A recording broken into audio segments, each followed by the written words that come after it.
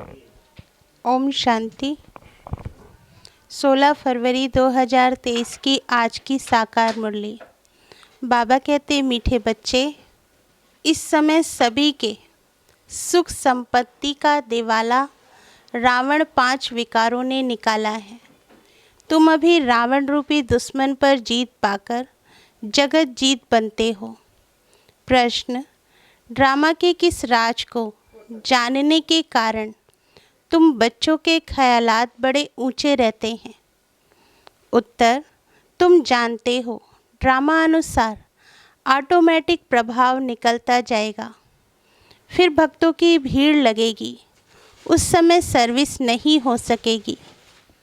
दूसरा, जो बाबा के बच्चे दूसरे धर्मों में कन्वर्ट हो गए हैं वो निकल आएंगे, इसलिए तुम्हारे ख्यालात बहुत ऊंचे रहते कि कहाँ से कोई निकले जो बच्चा बन बेहद बाप से अपना वर्षा ले।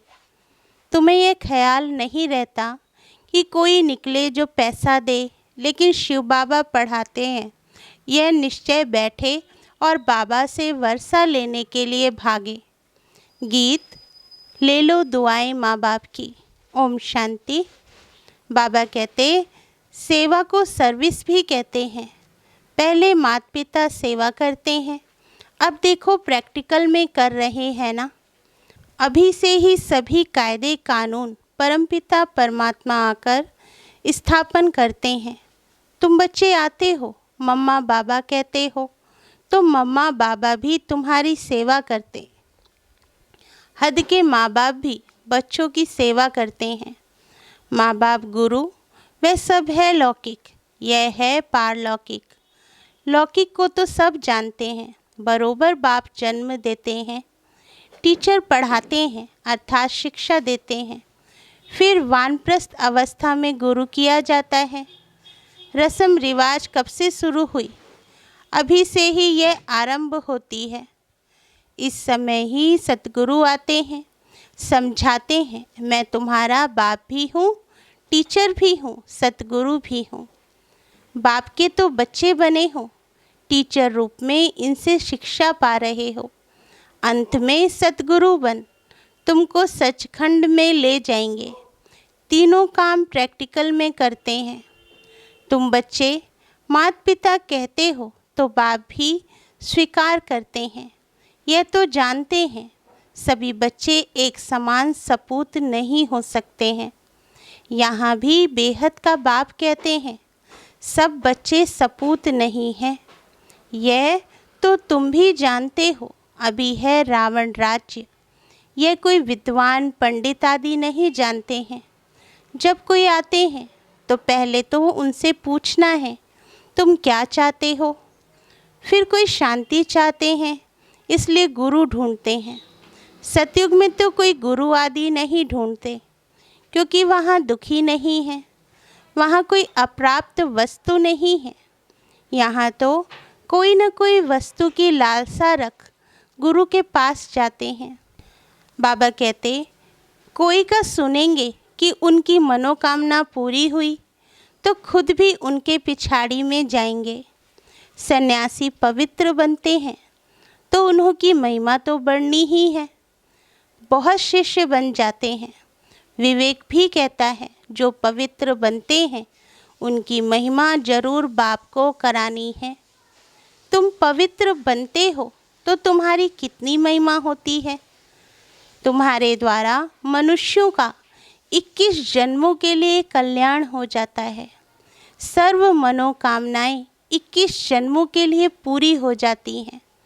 यह भी तुम जानते हो। दुनिया में यह भी कोई नहीं जानते कि परमात्मा कब आते हैं। जगदम्बा कौन है जिस द्वारा हमारी सभी मनोकामनाएं पूरी हो जाती हैं। अब सब घोर अंधियारे में हैं। यथा राजा रानी तथा प्रजा। पहले कम अंधियारा होता है, फिर कलयुग में घोर अंधियारा होता है। माया के राज्य को घोर अंधियारा कहा जाता है। बाप कहते हैं भारत का बड़े से बड़ा दुश्मन भी माया रूपी 5 विकार है। बाबा कहते तुम जानते हो इस माया रावण ने सीताओं को हरण किया, अर्थात अपनी जंजीरों में कैद किया। बाप आते हैं इस बड़े ते बड़े दुश्मन से लिबरेट करने।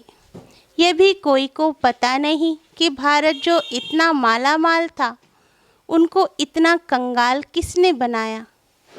यही रावण बड़ा दुश्मन है। इनकी प्रवेशता के कारण भारत का यह हाल हो गया है।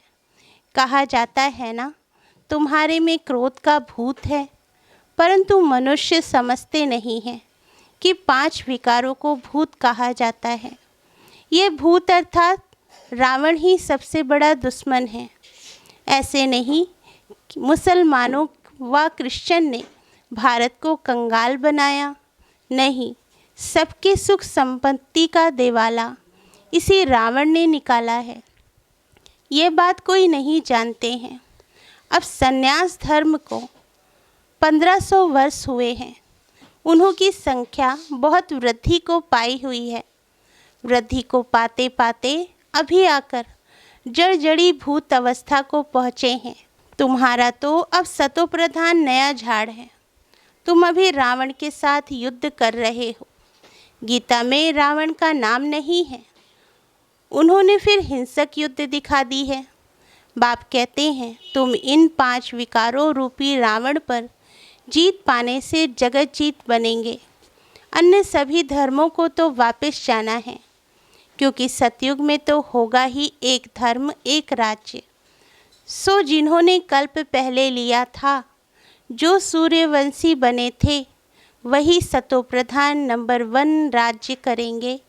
सतयुग में था ही एक धर्म, फिर पुनर्जन्म लेते लेते अभी तो बहुत वृद्धि हो गई है। जैसे अन्य धर्मों में भी अनेक प्रकार की वृद्धि हो गई है, वैसे इसमें भी ब्रह्म समाजी, आर्य समाजी, सन्यासी आदि कितने हैं। वंडर है तो सभी भारतवासी एक आदि सनातन देवी देवता धर्म के ना। सिजरा तो ऊपर से वही चला आता है ना। भारत खंड है सचखंड, जहाँ बाप आकर देवी देवता धर्म में ट्रांसफ़र करते हैं। यह तुम जानते हो। पहले 7 रोज भट्टी में रख शूद्र से ब्राह्मण बनाना पड़ता है। सन्यासियों को तो वैराग्य आता है, जो जंगल में चले जाते हैं। उन्हों का रास्ता ही अलग है। घर बार छोड़ जाते हैं। उन्हों को कोई तकलीफ़ नहीं है। हाँ, मनसा में तो संकल्प आएंगे, काम विकार से तो छूट ही जाते हैं। बाकी क्रोध आता है, उनमें भी नंबरवार तो होते हैं ना। कोई उत्तम, कोई मध्यम, कोई कनिष्ठ, कोई तो एकदम डर्टी भी होते हैं। सतयुग में भी भल सुखी तो सब होते हैं, परंतु नंबरवार मर्तबा तो है ना। सूर्यवंशी राजा रानी प्रजा, चंद्रवंशी राजा रानी प्रजा, उत्तम मध्यम कनिष्ठ तो होते हैं। यह सभी धर्मों में होते हैं। तो बाप सभी राज बैठ समझाते हैं। इस मार्ग में डिफ़िकल्टी बहुत है, संन्यास मार्ग में इतनी नहीं है। उन्हों को तो वैराग आया, संन्यास लिया, खलास। कोई कोई फेल होते हैं, बाकी जो पक्के होते हैं उन्हों का वापस आना मुश्किल है। यहाँ तो यह है गृहस्थ व्यवहार में रहते पवित्र रहना। बाप समझाते हैं, बहादुर वह जो दोनों इकट्ठे रहो और बीच में ज्ञान योग की तलवार हो। ऐसे एक कहानी भी है कि उसने कहा कि घड़ा भल सिर पर रखो, परंतु तेरा अंग मेरे अंग से ना लगे, अर्थात विकार की भावना ना हो। उन्होंने फिर शरीर समझ लिया। बात सारी विकार की है, अर्थात नंगन नहीं होना है, काम अग्नि में जलना नहीं है। बड़ी मंजिल है तो प्राप्ति भी बहुत बड़ी है। सन्यासी पवित्र बनते हैं तो उन्हों को भी कितनी प्राप्ति है।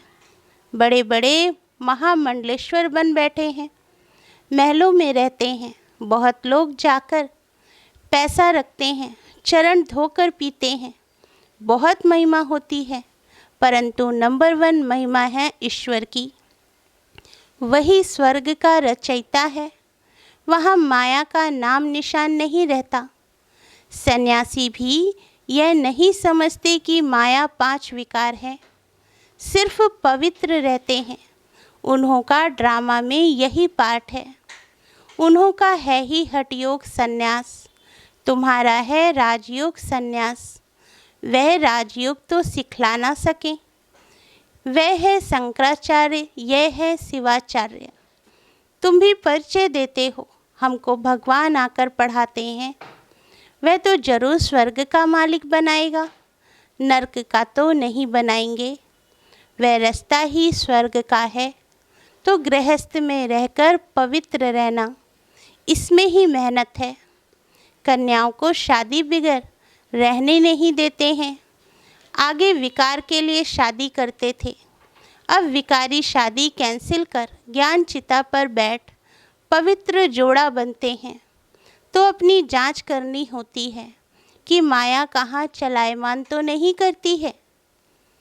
बाबा कहते, मन में तूफान तो नहीं आते हैं, भल मन में संकल्प आते हों, परंतु कर्मेंद्रियों से विकर्म कभी नहीं करना।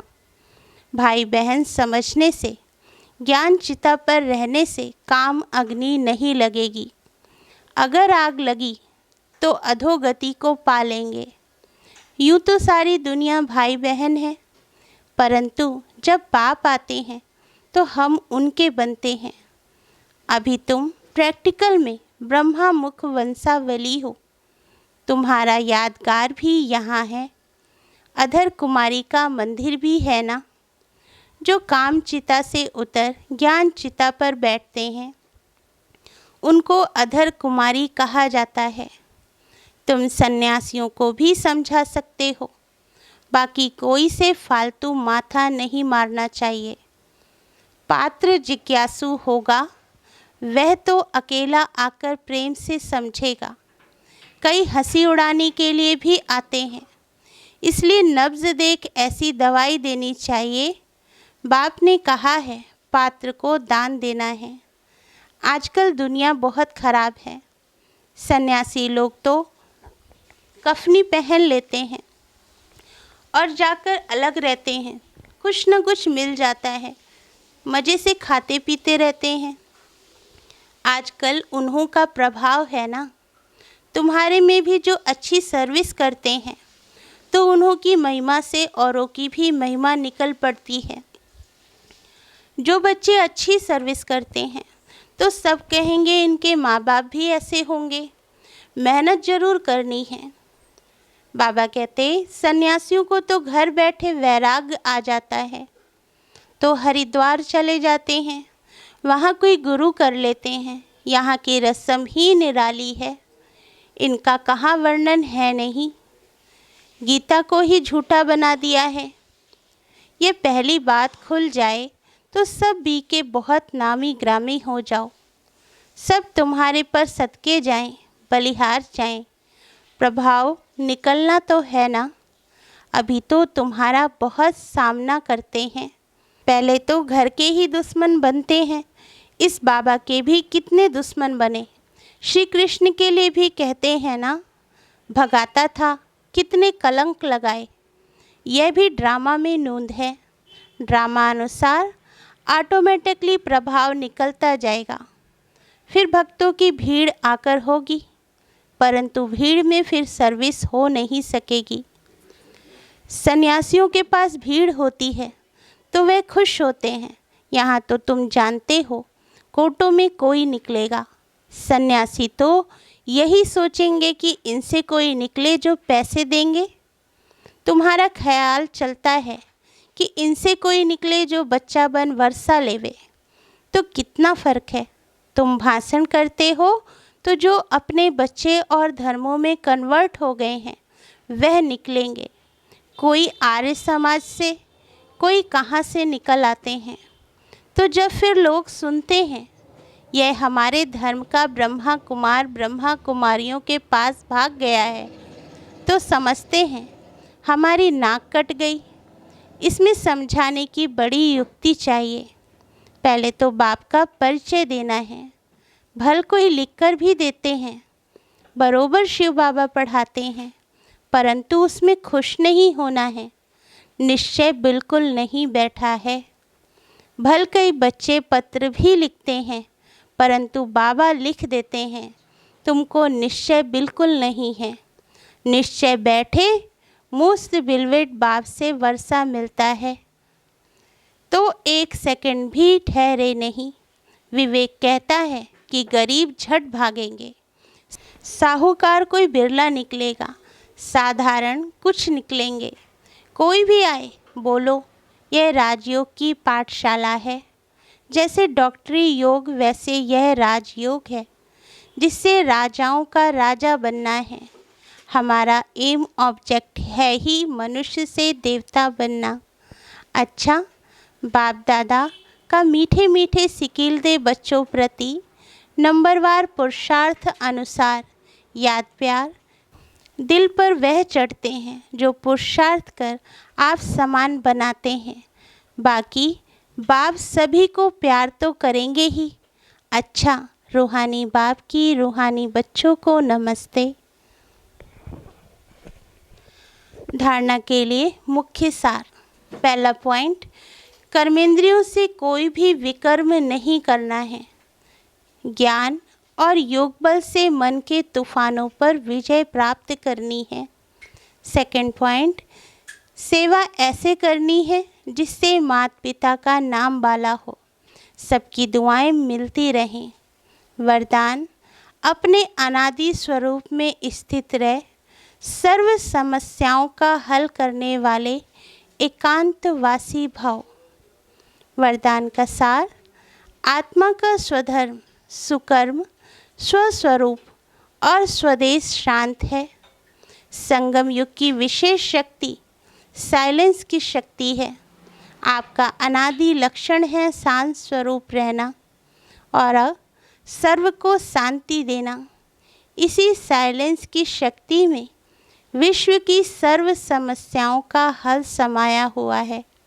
शांत स्वरूप आत्मा एकांतवासी होने के कारण सदा एकाग्र रहती है और एकाग्रता से परखने व निर्णय करने की शक्ति प्राप्त होती है, जो व्यवहार व परमार्थ दोनों की सर्व समस्याओं का सहज समाधान है।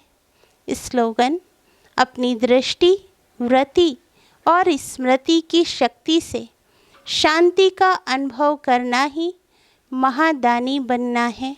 अच्छा, ओम शांति। मीठे बाबा।